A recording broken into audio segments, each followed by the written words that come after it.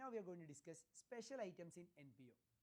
ഒരു non profit ഓർഗനൈസേഷനിൽ മാത്രം വരുന്ന സ്പെഷ്യൽ ഐറ്റംസ് ആണ് ഇനി നമ്മൾ എന്ത് ചെയ്യാൻ പോകുന്നത്, ഡിസ്കസ് ചെയ്യാൻ പോകുന്നത്. First one, donation.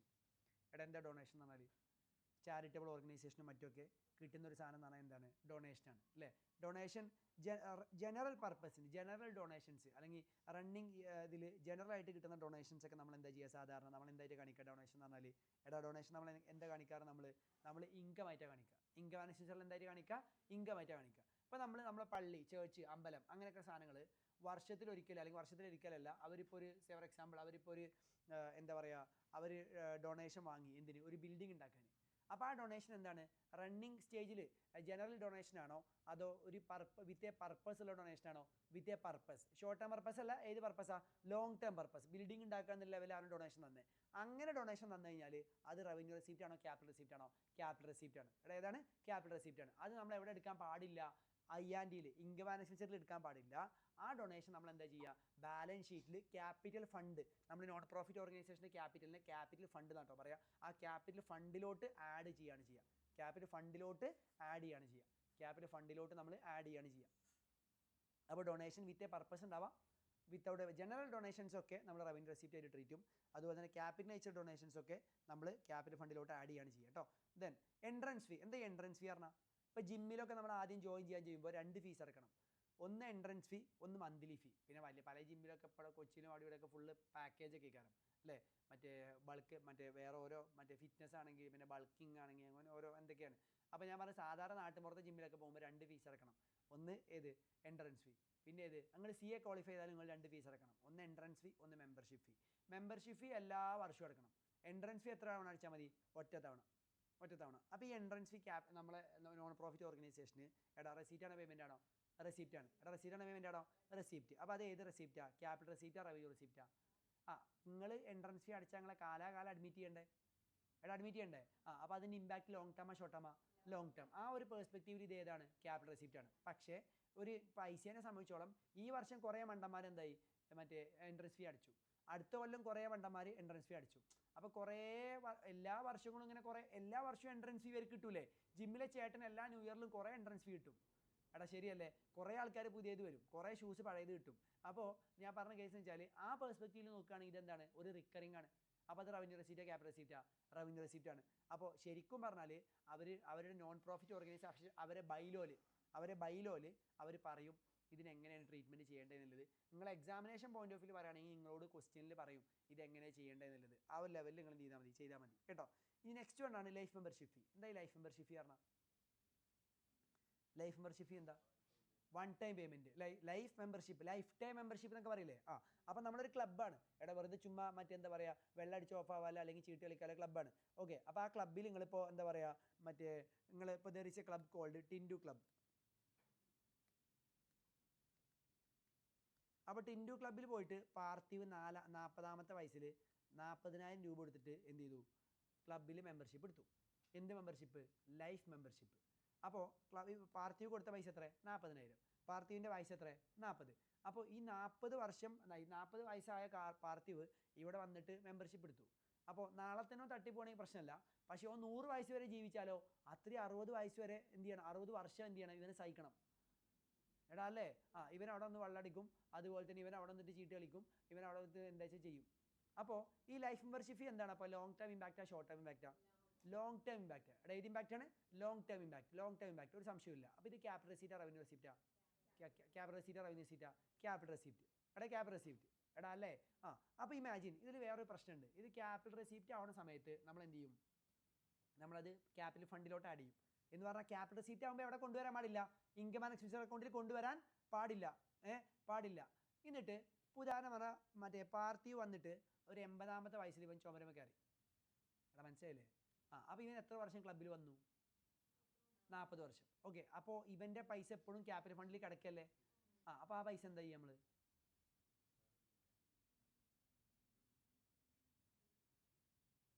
ഓനെ വീട്ടുകാർക്ക് മറ്റേ ബൊക്ക വാങ്ങും, അതോ ആകാശത്തേക്ക് വെടിവെക്കുമോ. നമ്മൾ എന്താ ചെയ്യുക അറിയോ, പാർത്ഥിവ് എന്ന് പറഞ്ഞ ആൾ വരുമ്പോൾ നമുക്കൊരു എക്സ്പെക്റ്റേഷൻ ഉണ്ടാവും, ഇവൻ എത്ര നാൾ ഇവിടെ വരുന്നില്ലേ. ഓക്കെ, ഇപ്പോൾ പാർത്ഥിവ് എന്ന് പറഞ്ഞ ആൾ 40 നമ്മൾ ഡിസൈഡ് ചെയ്ത് ഇവിടെ ക്ലബ്ബിലൊക്കെ വരുമ്പോൾ ഇനിയിപ്പോൾ മറ്റേ മരിക്കണിൻ്റെ തലേന്നൊന്നും ക്ലബ്ബിൽ വരില്ലല്ലോ, നീച്ചടക്കാൻ വയ്ക്കുമ്പോഴല്ലേ വരുള്ളൂ. ഓക്കെ, അപ്പോൾ ഒരു 80 വയസ്സ് നമ്മൾ ടാർഗറ്റ് വെച്ചു വിചാരിക്കും. അപ്പോൾ നമ്മൾ എന്ത് ചെയ്യുന്ന അറിയോ, ഒരാളിപ്പോൾ 40,000 രൂപ 80 വയസ്സ് വരെ, 40 മുതൽ 80 വയസ്സ് വരെ 40 വർഷത്തേക്ക് തന്നാൽ ഓരോ വർഷവും അയാളുടെ ആ ലൈഫ് മെമ്പർഷിപ്പ് ഫീന്ന് 1000 രൂപ എടുത്തിട്ട് നമ്മൾ എങ്ങോട്ട് ഇങ്ങനെ ക്ലോസ് ചെയ്യും, എടാ ഇൻകം മാനേജ്മെൻറ്റ് അക്കൗണ്ട് ക്ലോസ് ചെയ്യും. ഫോർ എക്സാമ്പിൾ പറയാം, പാർട്ടീവ് 40,000 രൂപ 40 വർഷത്തേക്ക് തന്നു. ഒരു വർഷം കഴിഞ്ഞ് കഴിഞ്ഞാൽ ആ ഒരു വർഷത്തേക്ക് വേണ്ടി തന്ന ലൈഫ് മെമ്പർഷിപ്പ് ഫീ അവിടെ എക്സ്പയർ ആയില്ലേ, കത്തിയില്ലേ? അപ്പോൾ രണ്ടാമത്തെ വർഷമാകുമ്പോൾ അടുത്തൊരു വർഷം, അങ്ങനെ അങ്ങനെ അതിങ്ങനെ എന്ത് ചെയ്യണം, നമ്മൾ ക്ലോസ് ചെയ്യണം. അല്ലാതെ നിങ്ങൾ ആലോചിച്ച് നോക്കിയേ, പാർട്ടിന് 70 വയസ്സായി, അപ്പോൾ അവൻ എന്ത് ചെയ്തു, 30 വർഷം വന്നു, ഇപ്പോഴും നമ്മൾ ലൈഫ് മെമ്പർഷിപ്പ് ഫീ ആയിട്ട് അവൻ തന്ന 40,000 കാണിക്കേണ്ട ആവശ്യമുണ്ടോ? ഇല്ല. 40 വർഷത്തേക്ക് 40,000 രൂപ തന്നു, 30 വർഷം കഴിഞ്ഞു, അവൻ 70 വയസ്സായി. ഇനി അവൻ തന്ന ലൈഫ് മെമ്പർഷിപ്പ് ഫീൽ നമ്മളെ കണക്ക് പ്രകാരം, പ്രതീക്ഷ പ്രകാരം, എസ്റ്റിമേറ്റ് പ്രകാരം എത്ര വർഷത്തേക്ക് അവൻ തന്ന ലൈഫ് മെമ്പർഷിപ്പ് ഫീയേ ബാക്കിയുള്ളൂ? 10 വർഷത്തേക്ക്. അപ്പോൾ ഓരോ വർഷവും കഴിയുന്നതനുസരിച്ച് നമ്മൾ ലൈഫ് മെമ്പർഷിപ്പ് ഫീനെ ഇൻകം ആയിട്ട് എന്ത് ചെയ്യും, റെക്കോർഡ് ചെയ്യും. അപ്പോൾ ആ ലൈഫ് മെമ്പർഷിപ്പ് ഫീ റിസീവ് ചെയ്യുമ്പോൾ എന്തായിരിക്കും എൻട്രി എന്ന് പറഞ്ഞു നോക്കിയേ. ഇതൊന്നും അത്ര ഡീപ്പായിട്ട് നിങ്ങൾ പഠിക്കുന്ന സാധനങ്ങളൊന്നുമല്ല, ജസ്റ്റ് കേട്ടിരുന്നാൽ മതി. ലൈഫ് മെമ്പർഷിപ്പ് ഫീ റിസീവ് ചെയ്യുമ്പോൾ എന്തായിരിക്കും എൻട്രി പറഞ്ഞു നോക്കിയേ. ബാങ്ക് അക്കൗണ്ട് അറ്റർ ടു ലൈഫ് മെമ്പർഷിപ്പ് ഫീ. കുഴപ്പമില്ലല്ലോ, ബാങ്ക് അക്കൗണ്ട് അറ്റർ ടു ലൈഫ് മെമ്പർഷിപ്പ് ഫീ. ഇനി ഓരോ വർഷവും നമ്മൾ എന്ത് ചെയ്യും, എടാ ലൈഫ് മെമ്പർഷിപ്പ് ഫീനെ നമ്മൾ എന്ത് ചെയ്യും, എങ്ങോട്ട് മാറ്റും, 5,000 മാറ്റും. ഓരോ പോർഷൻ ഒന്നായിട്ടല്ല. ഇപ്പോൾ ഞാൻ ഈ പറഞ്ഞ എക്സാമ്പിൾ നമ്മൾ എത്ര വെച്ചാൽ മാറ്റുക, ഞാൻ ഈ പറഞ്ഞ എക്സാമ്പിൾ നമ്മൾ എത്ര വെച്ചാൽ മാറ്റുക, 10,000 വെച്ച് മാറ്റും. കാരണം 40,000 രൂപ തന്ന് 40 വർഷത്തേക്ക്. അപ്പോൾ ബാങ്ക് അക്കൗണ്ട് ടു LMF കറക്റ്റാണ്. ഈ LMF എടുത്ത് 5,000 മാറ്റുമ്പോൾ എന്തായിരിക്കും ചാലണ്ടറി, LMFന് ക്രെഡിറ്റ് ബാലൻസ് അല്ലേ, അതിനെ ക്യാൻസൽ ആക്കാൻ വേണ്ടി എന്ത് ചെയ്യുക, ഡെബിറ്റ് ചെയ്യുക. അത് ഈ വർഷത്തെ എന്തായിട്ട് കാണിക്കുക, ഇൻകം ആയിട്ട് കാണിക്കുക. ഇൻകം ആയിട്ട് കാണിക്കുമ്പോൾ ഇൻകം മാനേജ്മെൻറ്റ് അക്കൗണ്ട് നമ്മൾ ഡെബിറ്റ് ആണോ ക്രെഡിറ്റ് ആണോ ചെയ്യേണ്ടത്, ക്രെഡിറ്റ് ചെയ്യണം. അപ്പോൾ എന്തായിരിക്കും എൻട്രി പറഞ്ഞു നോക്കിയേ, LMF അക്കൗണ്ട് അറ്റർ ടു 5,000. ഇതൊന്നും നിങ്ങൾക്ക് ബുക്കിൽ ചെയ്യാണ്ടാവില്ല, പക്ഷേ നിങ്ങൾ ആർട്ടിക്കിൾഷിപ്പ് ചെയ്യുന്ന സമയത്ത് നല്ല ഒരുപാട് ട്രസ്റ്റുകളൊക്കെ അല്ല ഒരു ഓഡിറ്ററൊക്കെ അല്ലെങ്കിൽ ഓഡിറ്റൊക്കെ കിട്ടിക്കഴിഞ്ഞാൽ പൊന്നു മോനെ ഇതൊക്കെ ഉണ്ടാവും. അപ്പോൾ നിങ്ങൾ പഠിക്കും ലൈഫ് മെമ്പർഷിപ്പ് ഫീ, എൻഡോമെൻറ്റ് ഫണ്ട്, പിന്നെ മറ്റേ സബ്സ്ക്രിപ്ഷൻ, ഡൊണേഷൻ. അപ്പോൾ മറ്റേ ഒപ്പം നല്ല മറ്റേ സീനിയർ ആർട്ടിക്കിളിനോട് പറയണം ഞാൻ ഒന്ന് ടോയ്ലറ്റ് പോയി തരാം കേട്ടോ, അതേ അവസ്ഥയ്ക്കാരം നിങ്ങൾക്ക്. സോ അത് ഒഴിവാക്കാൻ വേണ്ടിയിട്ട് ഞാനിത് പറഞ്ഞിട്ടുണ്ട്. ഇത് നെക്സ്റ്റ് വൺ ആണ് സബ്സ്ക്രിപ്ഷൻ. എടാ what do you know about subscription? പറഞ്ഞേ. സബ്സ്ക്രിപ്ഷൻ എന്ന് പറഞ്ഞാൽ പച്ച മലയാളത്തിൽ നമ്മൾ എന്ത് പറയും, വരിസംഖ്യ അല്ലേ. ഇപ്പം നമ്മുടെ അമ്പലത്തിലുള്ള എല്ലാ വീടുകളും എല്ലാ മാസവും 200 രൂപ അടിക്കണം. ഇപ്പം നമ്മുടെ നാട്ടിൽ പള്ളിക്ക് മദ്രസിന് കീഴിലുള്ള എല്ലാ വീടുകളിൽ നിന്നും 100 രൂപ വെച്ച് മദ്രസിലോട്ട് എല്ലാ മാസവും കൊടുക്കണം. പള്ളിക്ക് കീഴിലുള്ള അല്ലെങ്കിൽ ചേർച്ചിന് കീഴിലുള്ള ചില സ്ഥലത്ത് ആനുവലേക്കാരം, ചില സ്ഥലത്ത് മന്ത്ലിയേക്കാരം. നമ്മളവിടെയൊക്കെ മന്ത്ലിയാണ്, മന്ത്ലി ഒരു എമൗണ്ട് കൊടുക്കണം. ഈ ഒരു എമൗണ്ടിനെ നമ്മൾ പറയുന്ന പേരാണ് എന്ത്, സബ്സ്ക്രിപ്ഷൻ. ഇപ്പം നമ്മൾ ഒരു let's take the case of പള്ളിക്ക് പകരം നിങ്ങൾ അമ്പലാക്കിക്കോ, no problem, whatever may be, ചർച്ച ആയിക്കോട്ടെ. അപ്പോൾ എനിക്ക് പള്ളിയുടെ കേസ് അറിയാം, അതുകൊണ്ട് ഞാൻ പറയുന്നത്. പള്ളിയിൽ സബ്സ്ക്രിപ്ഷൻ ഉണ്ട്. എടാ പള്ളിയിൽ സബ്സ്ക്രിപ്ഷൻ ഉണ്ട്. അപ്പോൾ പള്ളി എന്തിനാണ് ആക്ച്വലി സബ്സ്ക്രിപ്ഷൻ വാങ്ങുന്നത്? പള്ളിൻ്റെ പോയിന്റ് ഓഫ് വ്യൂ സബ്സ്ക്രിപ്ഷൻ എന്താണ്, ഇൻകം ആണോ, മീൻസ് റെസിപ്റ്റ് ആണോ പേയ്മെൻ്റ് ആണോ? പള്ളിൻ്റെ പോയിന്റ് ഓഫ് വ്യൂ റെസിപ്റ്റ്. എടാ ശരിയല്ലേ? റിക്കറിങ്ങാ നോൺ റിക്കറിങ്ങാ? റിക്കറിങ്. ഇത് ഈ വർഷം കിട്ടും, അടുത്ത വർഷമൊക്കെ കിട്ടും അല്ലേ. പള്ളി എന്തിനാണ് ഈ റെസിപ്റ്റ് വാങ്ങുന്നത്? പള്ളിക്കുള്ള ഒരുപാട് എക്സ്പെൻസുകളുണ്ട്, ആ എക്സ്പെൻസുകൾ മീറ്റ് ചെയ്ത് പോകാനാണ്. എടാ ശരിയല്ലേ? അല്ലാതെ പള്ളി നമുക്ക് മറ്റേ സബ്സ്ക്രിപ്ഷൻ കളക്ട് ചെയ്ത് ബിൽഡിംഗ് ഒന്നും ഉണ്ടാക്കണില്ല, പള്ളിക്കുള്ള ചിലവുകൾ മീറ്റ് ചെയ്ത് പോകാനാണ് അല്ലേ. അപ്പം ഞാൻ നിങ്ങളോടൊരു കാര്യം ചോദിച്ചോട്ടെ, പള്ളിക്ക് ആക്ച്വലി എല്ലാവരും ഡൊണേഷനൊക്കെ കൊടുക്കൂലേ? എടാ ഭണ്ഡാരത്തിൽ പൈസ പിരിവൊക്കെ വരുമ്പോൾ പള്ളിക്ക് ഡൊണേഷൻ കൊടുക്കും. അമ്പലത്തിലും ചർച്ചിലൊക്കെ ഡൊണേഷൻ കൊടുക്കും ആൾക്കാർ അല്ലേ, ഇഷ്ടംപോലെ കൊടുക്കും. അപ്പോൾ ഈ ഡൊണേഷന് പുറമെ പിന്നെ എന്തിനാണ് ഇവർ സബ്സ്ക്രിപ്ഷൻ വാങ്ങണേ? പള്ളിയിൽ എന്തായാലും ഡൊണേഷൻ വരുന്നുണ്ടല്ലോ. Then what is different? Donation is also a receipt. ഡൊണേഷനും റിക്കറിംഗ് ആണ്. ഡൊണേഷൻ റിക്കറിംഗ് ആണ്, ഡൊണേഷൻ റെസിപ്റ്റ് ആണ്. Donation is also revenue receipt. Subscription recurring ആണ്, സബ്സ്ക്രിപ്ഷൻ റവന്യൂ റെസിപ്റ്റ് ആണ്, സബ്സ്ക്രിപ്ഷൻ റിക്കറിംഗ് ആണ്. അപ്പോൾ ഇത് തമ്മിലുള്ള ഡിഫറൻസ് എന്താ? വൈ സബ്സ്ക്രിപ്ഷൻ ആണോ ഡൊണേഷൻ ആണോ സൂപ്പർ? അങ്ങനെ പറയാൻ പറ്റൂല നമുക്ക്. അല്ല, may be you may have your own point. എന്നാലും എന്താണ് തമ്മിൽ ഡിഫറൻസ്? ഭാരത്തെ കറക്റ്റ് എന്താ കറക്റ്റ്? എടാ യുദ്ധം വന്നു, ആൾക്കാരുടെ കയ്യിൽ പൈസ കുറഞ്ഞു, അപ്പം എന്താ ചെയ്യുക? ഡൊണേഷൻ ഐസൺ കുറയും. പള്ളിയിലെ ചിലവ് മറ്റേ ഭണ്ഡാരം ഇങ്ങനെ മുന്നിൽ കാണുമ്പം ഇവിടെ പൊത്തി പിടിക്കും, ഇടണ്ട. ഓക്കെ, കൊറോണ വന്നപ്പോൾ സീനായി മോനെ. എടാ മനസ്സിലായില്ലേ? അപ്പോഴാണ് നമ്മൾ ജോബ് സേഫ്റ്റിനെയൊക്കെ പറ്റി ചിന്തിച്ചത്. മീൻസ് അത് ഭയങ്കര ഇമ്പോർട്ടൻ്റ് ആണ്. ജോബ് ഉണ്ടായാൽ മാത്രം പോലെ, ഓഫീസ് ഉണ്ടായാൽ മാത്രം പോലെ, ഇത് നമുക്ക് പൈസ എടുക്കാൻ പറ്റണം. ബിസിനസ്സുകാരൊക്കെ എത്ര ബിസിനസ് പൂട്ടിപ്പോയി അല്ലേ. അപ്പോൾ ഒരു ക്രൈസിസ് വന്നാൽ ആൾക്കാർ ഡൊണേഷൻ കൊടുക്കില്ല. ഡൊണേഷൻ വെച്ചിട്ട് നമുക്കൊരു കണക്ക് കൂട്ടാൻ പറ്റില്ല. എടാ മനസ്സിലായില്ലേ? ഡൊണേഷൻ ആൾക്കാരുടെ മൂഡ് അനുസരിച്ച് അവർ തരിക. അപ്പോൾ ഒരു വർഷം നമുക്ക് ഡൊണേഷൻ നല്ലോണം കുറഞ്ഞു പോയി കഴിഞ്ഞാൽ നമ്മളെല്ലാം ബുദ്ധിമുട്ടും. നേരെ മറിച്ച് നമ്മൾ പള്ളിക്ക് കീഴിൽ 1000 വീടുണ്ട്, നമുക്കൊരു മാസം 1,00,000 രൂപ പള്ളിക്ക് ചിലവുണ്ട്. അപ്പോൾ പള്ളി പറഞ്ഞു 1000 × 100 എല്ലാവരും 100 രൂപ ഡൊണേഷൻ അല്ല സബ്സ്ക്രിപ്ഷൻ തരണം എന്ന് പറഞ്ഞു. സബ്സ്ക്രിപ്ഷൻ മാൻഡേറ്ററി ആണ്. അപ്പോൾ 1000 വീട്ടിൽ നിന്ന് 100 രൂപ വെച്ച് കിട്ടിക്കഴിഞ്ഞാൽ പള്ളിക്ക് 1 lakh കിട്ടൂലേ? പിന്നെ ഡൊണേഷൻ വന്നാലും വന്നില്ലെങ്കിലും പള്ളിനെ ബാധിക്കുന്നില്ല. അപ്പോൾ അതിൻ്റെ ബേസിൽ അവർക്ക് കണക്കൂട്ടി കാര്യങ്ങൾ ചെയ്യാൻ പറ്റും. Subscription is expected and fixed. പക്ഷേ ഡൊണേഷൻ എന്തല്ല, എക്സ്പെക്റ്റഡ് അല്ല, ഫിക്സ്ഡ് അല്ല, അവിടെ വാരിയൻസ് വരാം. അപ്പോൾ പള്ളി ഇപ്പോൾ നമ്മൾ മുസ്ലിംസിൻ്റെ കേസൊക്കെ ആണെങ്കിൽ നോമ്പൊക്കെ ആകുമ്പോൾ എല്ലാം ഡൊണേഷൻ ഭയങ്കരമായിട്ട് മറിക്കും, ഡൊണേഷൻ കൂടും. ക്രിസ്ത്യൻസിനും പിന്നെ എനിക്ക് തോന്നുന്നത് പള്ളി പെരുന്നാളൊക്കെ ആകുമ്പോൾ ഡൊണേഷൻ കൂടും. അമ്പലത്തിലല്ല, പള്ളിയിൽ, ചേർച്ചിൽ. അതുപോലെ തന്നെ ടെമ്പിളിൽ മറ്റേ അവരെ വേല അങ്ങനെ ഓരോ സാധനങ്ങളൊക്കെ ഉണ്ടാവില്ലേ, അതേപോലെ ഉത്സവമൊക്കെ ഉണ്ടാവുന്ന സമയത്ത് ആൾക്കാർ ഡൊണേഷൻ കൂടുതൽ കൊടുക്കും അല്ലേ? അതൊരു സ്വാഭാവികമായിട്ട് നടക്കുന്ന സാധനങ്ങളാണ്. സ്പെഷ്യൽ മന്ത്സ് മുസ്ലിംസിനെ സംബന്ധിച്ചിടത്തോളം സ്പെഷ്യൽ മന്ത്സ് പറഞ്ഞാൽ റംസാനാണ്. റംസാനൊക്കെ ഡൊണേഷൻ കൂടും. അതേപോലെ ഓരോ സാധനങ്ങൾ ഉണ്ടാവും. അപ്പോൾ ഡൊണേഷൻ എപ്പോഴും എന്താണ്, പിന്നെ ഒരു എക്സ്പെക്റ്റഡ് സാധനമല്ല. ഞാനിതൊക്കെ നിങ്ങൾക്ക് പറഞ്ഞിട്ടുണ്ട്. നാളെ നിങ്ങളുടെ നാട്ടിലെ പള്ളി, അമ്പലം, ക്ലബ്ബ്, അതേപോലെ തന്നെ ചേർച്ച്, ഇതൊക്കെ മാനേജ് ചെയ്യുന്ന ആൾക്കാർ നിങ്ങളെ കാരണം. അപ്പോൾ ഈ സി എക്കൊക്കെ പഠിച്ചതല്ലേ അല്ലെങ്കിൽ സി എ ആയതല്ലേ ചോദിച്ചിട്ട് നിന്നോട് ചോദിക്കണ സമയത്ത് you must be able to deliver a value to them. അപ്പോൾ നിങ്ങൾ അതിപ്പോൾ donation start with D, subscription with S. അപ്പോൾ എന്തായാലും കുഴപ്പമില്ല, അങ്ങനെയല്ല. You must be having a view. നാട്ടുകാർ ചോദിക്കും, അപ്പോൾ നിങ്ങൾക്ക് പറയാൻ പറ്റണം. ഞാനന്ന് ലീവ് ചെയ്തിട്ടോ. Okay, yes. അപ്പോൾ ഇതാണ് കേസ്. ഇനി സബ്സ്ക്രിപ്ഷൻ നമുക്ക് ഡീറ്റെയിൽ ആയിട്ട് എന്ത് ചെയ്യാൻ പറയാം കേട്ടോ. നെക്സ്റ്റ് വൺ ആണ് ലെഗസി. ലെഗസി. എന്താ ലെഗസി അവിടെ കേട്ടെ? എന്താണ് പറടാ? ഏത് അച്ഛൻ്റെ ലെഗസിയോ?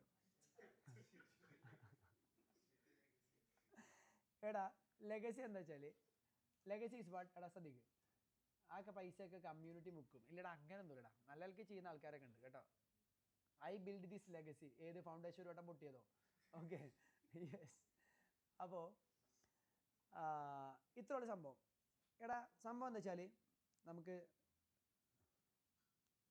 ഇപ്പോൾ there is a person called Momu. Okay, അപ്പോൾ മോമുവിന് ലൈഫിൽ ഭയങ്കര പ്രാന്തായിരുന്നു. അവൻ്റെ അടുത്ത് കുറേ അസറ്റ്സ് ഉണ്ട്, കുറേ പൈസ ഉണ്ടാക്കി.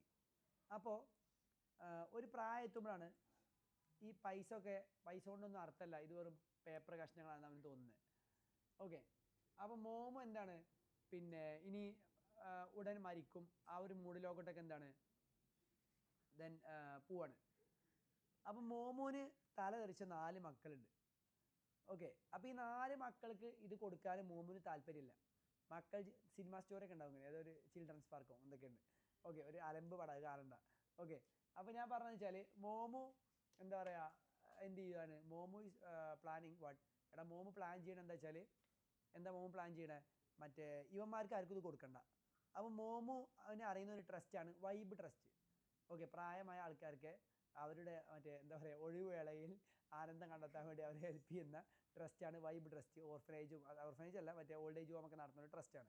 അപ്പം മോമു എന്ത് ചെയ്തു അറിയോ, അവൻ്റെ എല്ലാ സാധന ജംഗമ വസ്തുക്കളും എന്ത് ചെയ്തു, വൈബ് ട്രസ്റ്റിന് പോകണമെന്ന് ബില്ല് എഴുതി വെച്ചിട്ട് അവനങ്ങ് എന്ത് ചെയ്തു, കണ്ണടച്ച് പിന്നെ തുറന്നില്ല. Okay, I hope you understood. അപ്പോൾ ഈ മോമു എഴുതി വച്ച ബില്ല് പ്രകാരം മോമുവിൻ്റെ മുഴുവൻ അസറ്റും ആർക്ക് കിട്ടും, വൈബ് ട്രസ്റ്റിന് കിട്ടും. വൈബ് ട്രസ്റ്റിന് കിട്ടണ എന്താ, ബിൽഡിംഗ് ഉണ്ട്, ഗോൾഡ് ഉണ്ട്, സ്റ്റോക്സ് ഉണ്ട്, മറ്റേ അഗ്രികൾച്ചർ ലാൻഡ് ഉണ്ട്, കുറേ സാധനങ്ങളുണ്ട്. ഇതൊക്കെ കിട്ടണതേ നമ്മൾ വൈബ് ട്രസ്റ്റിന് എന്താണ്, ഒരു റെസിപ്റ്റ് ആണോ അതോ മറ്റേ എന്താ പറയുക പേയ്മെൻ്റ് ആണോ? ഇല്ല ഭരത്തെ, അങ്ങനെ ഒരു മിസ്റ്റേക്ക് നമ്മുടെ മോമുവിന് പറ്റിയിട്ടില്ല കേട്ടോ. യെസ്, അപ്പോൾ ഞാൻ പറഞ്ഞതെന്ന് വെച്ചാൽ അപ്പോൾ ഇത് നമ്മുടെ വൈബ് ട്രസ്റ്റിന് ഇവൻ്റെ കയ്യിൽ നിന്ന് വരുന്ന സാധനങ്ങളൊക്കെ റെസീപ്റ്റ് ആണോ പേയ്മെൻ്റ് ആണോ? റെസീപ്റ്റ് ആണോ പേയ്മെൻ്റ് ആണോ? റെസിപ്റ്റ് അല്ലേ? അപ്പോൾ അത് ആരോ പറഞ്ഞ മാതിരി ഇങ്ങനെ മോമുവിൻ്റെ പോലത്തെ പ്രശ്നങ്ങളാണ് ഞാൻ ലൈഫിൽ ആഗ്രഹിക്കുന്നത്. മനസ്സിലായില്ലേ?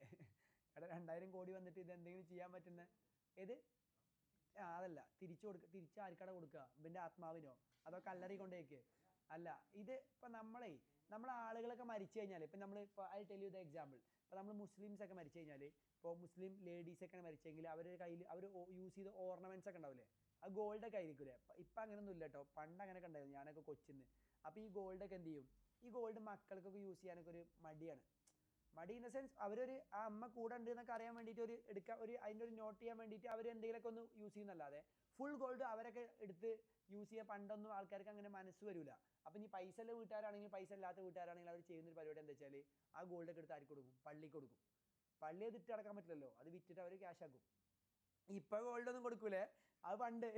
ഇപ്പം ഗോൾഡ് എന്താണ് മറ്റേ ഭയങ്കര റേറ്റ് ആയില്ലടാ, ഭയങ്കര കൊടുക്കുന്നവരുണ്ടാവും മേ ബി, പക്ഷേ ഗോൾഡ് ഇപ്പോൾ വേറെ റേഞ്ചിക്ക് പോയി. അപ്പം ഞാൻ പറഞ്ഞത് എന്താ വെച്ചാൽ എടാ മോനെ ഈ മോമ് ഇത് കൊടുത്തത് കംപ്ലീറ്റ് മനസ്സോടുകൂടിയാണ്. അത് ട്രസ്റ്റിന് എടുക്കാം, 1 ടൈം പേയ്മെൻറ്റാ, തിരിച്ച് കൊടുക്കണ്ട. ഡൊണേഷൻ പോലെ ഡൊണേഷൻ നമുക്ക് തിരിച്ചിട്ടോ ഇല്ല. അതേപോലെയാണ് ലെഗസി. അപ്പോൾ legacy means amount or assets received as per the will of a person after his death. അവൻ്റെ വില്ല് പറഞ്ഞാൽ മനസ്സിലായില്ലേ, മരണപത്രം എന്നാ പണ്ട എന്തോ പറയില്ലേ, ആ വില്ല് പ്രകാരം അങ്ങനെ കിട്ടിപ്പോകുന്ന പൈസനെയാണ് നമ്മൾ എന്തെന്ന് പറയാം, വില്ല് പ്രകാരം കിട്ടിപ്പോരുന്ന പൈസനെയാണ് നമ്മൾ എന്തെന്ന് പറയാം, പിന്നെ നമ്മൾ ലെഗസി പറയാം. അപ്പോൾ ലെഗസി റെസീറ്റ് ആണോ പേയ്മെൻ്റ് ആണോ? റെസീറ്റ്. നമ്മൾ തിരിച്ചു കൊടുക്കണ്ട. അപ്പോൾ ഇത് ക്യാപിറ്റൽ റെസീറ്റാ റവന്യൂ റെസീപ്റ്റാ? ഇത് ക്യാപിറ്റൽ റെസീപ്റ്റാ റവന്യൂ റെസീറ്റാ? Capital receipt. കാരണം എല്ലാ ദിവസവും എല്ലാവരും മരിച്ചിക്കാണ്ട് കുറേ പൈസ കിട്ടുമോ? ഇല്ല.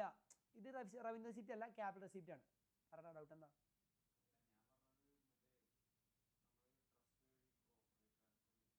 ഏത് എക്സാമ്പിൾ പറയാം? ആ ആ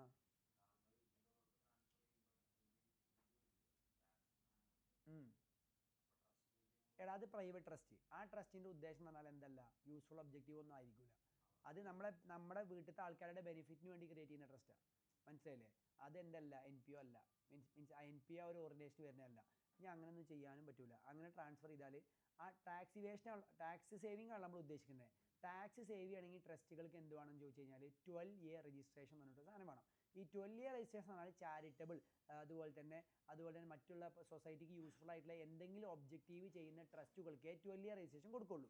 12 ഇയർ രജിസ്ട്രേഷൻ ഉള്ള ട്രസ്റ്റുകൾ എന്തെങ്കിലും ആക്ടിവിറ്റി ചെയ്താലേ ടാക്സ് റിലീഫ് ഉള്ളൂ. അല്ലാത്ത ട്രസ്റ്റുകൾ ട്രസ്റ്റിൻ്റെ പേരിൽ ചെയ്താലും ഒരു പിണ്ണാക്കില്ല, ട്രസ്റ്റ് ടാക്സ് കൊടുക്കേണ്ടി വരും. പിന്നെ 12 ഉള്ള ആൾക്കാരാണെങ്കിലോ, സിമ്പിൾ എക്സാമ്പിൾ, ഏത് ട്രസ്റ്റും 12 ഒക്കെ ഉണ്ടെങ്കിൽ എന്ത് ചെയ്യേണ്ടത് വെച്ചാൽ ആ ട്രസ്റ്റ് ചാർട്ടർ അക്കൗണ്ടിൽ ഓഡിറ്റ് ചെയ്യണം, എന്നിട്ട് സൈൻ ചെയ്യണം, എന്നിട്ട് അവർ ആ റിപ്പോർട്ട് ആക്സെപ്റ്റ് ചെയ്യുള്ളൂ. അപ്പോൾ അതിലൊന്നും അങ്ങനെ ഈ പറഞ്ഞ പോലെ ഒന്നും പറ്റില്ല. അങ്ങനെ പറ്റുകയാണെങ്കിൽ ഇപ്പോൾ എല്ലാവരും ഇവിടെ ട്രസ്റ്റുകൾ കൊണ്ട് അമ്മാനാടൂലേ. അതൊക്കെ വെറുതെ ഓരോ സ്റ്റോറിയിൽ മറ്റേ മണ്ടന്മാർ അറിയാത്തവർ പറയുന്നത് കേട്ടോ. അപ്പോൾ next we are moving to, അപ്പോൾ ഈ ഐറ്റംസ് ഒക്കെ ഇപ്പോൾ നമ്മളിവിടെ പറഞ്ഞ ഐറ്റംസ് ഏതൊക്കെയാണ്? മോമുന് വൈബ് ട്രസ്റ്റ് ചതിച്ചാണ്, ബോധം ഇല്ലാത്തപ്പോൾ നൈസിൽ അങ്ങോട്ട് ചാമ്പി, ആഡ് വിത്ത് ക്യാപിറ്റൽ. ഓക്കെ എടാ ലിസൺ. അപ്പോൾ ഞാൻ പറഞ്ഞ കേസ് എന്ന് വെച്ചാൽ ഏതൊക്കെ സ്പെഷ്യൽ ഐറ്റംസ് നമ്മളിപ്പോൾ പറഞ്ഞേ ഏതൊക്കെ സ്പെഷ്യൽ ഐറ്റംസാണ് പറഞ്ഞേ? എടാ ഏതൊക്കെ പറഞ്ഞേ? സബ്സ്ക്രിപ്ഷൻ, ഡൊണേഷൻ, പിന്നെ എൻട്രൻസ് ഫീ, ലൈഫ് മെമ്പർഷിപ്പ് ഫീ, ലെഗസി, വേറെന്താ? വേറൊന്നുമില്ലല്ലോ. അപ്പോൾ ഇത്രയും ഐറ്റംസ് ആണ് നമ്മളിവിടെ ഡിസ്കസ് ചെയ്തത്. ഓക്കെ.